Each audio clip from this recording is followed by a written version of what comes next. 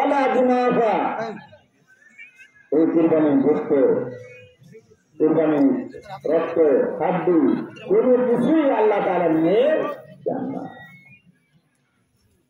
কারণ আল্লাহ পাক চান যে আমার বান্দারা আমাকে রাজি খুশি করার জন্য, আমাকে পাওয়ার জন্য, পরকালে নেকি অর্জনের জন্য আমার ওয়াদা পালন করে কি না।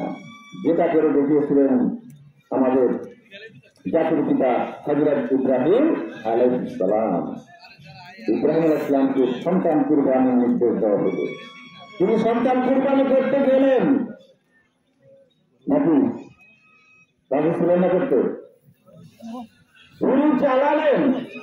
আল্লাহ রাখে ইব্রাহিম রাখো, হয়েছে আর দরকার নাই, আমি যা চেয়েছি তা আমি পেয়েছি, আর তোমাকে ফোন চালাতে হবে না। তুমি যে স্বপ্ন দেখেছিলে সে স্বপ্নের বাস্তবায়ন তুমি করেছো। আমি আল্লাহর ওয়াদাকে তুমি পালন করেছো। তোমার মন আমি পরীক্ষা করে ফেলেছি, তুমি 100% পাস করেছো। সুতরাং তোমার আর সন্তানকে কুরবানি করতে হবে না। সঙ্গে সঙ্গে আল্লাহ রাব্বুল আলামিন জগৎ থেকে দুম্বা এনে ইব্রাহিম আলাইহিস সালামের শরীর নিচে ধরে দিলেন। এই দুম্বা কুরবানি হয়ে গেল। সেখানে আল্লাহ তাআলা ইব্রাহিম আলাইহিস সালামের কাছে কি চেয়েছিলেন? শুধু অন্তর, যে আল্লাহর জন্য নিবেদিত প্রাণ কিনা, আল্লাহর হুকুম পালন করেন কিনা, সেটা হয়ে গেছে। সুতরাং আল্লাহ রাব্বুল আলামিন এই সন্তান কুরবানির প্রথাকে রদ করে দিয়ে, ক্যান্সেল করে দিয়ে আমাদের জন্য পশু কুরবানির ব্যবস্থা করে দিয়েছেন। বলেন সুবহানাল্লাহ। হয়তো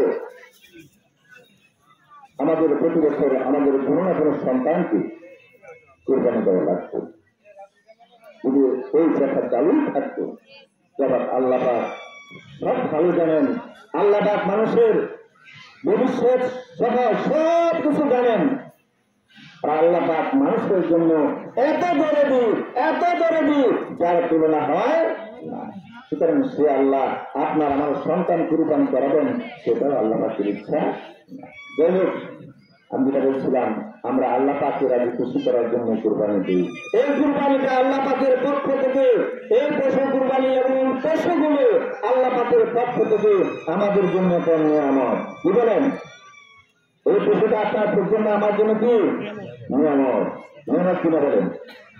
পশু দিয়ে বানাচ্ছেন, মাটি দিয়ে বানানো যায়।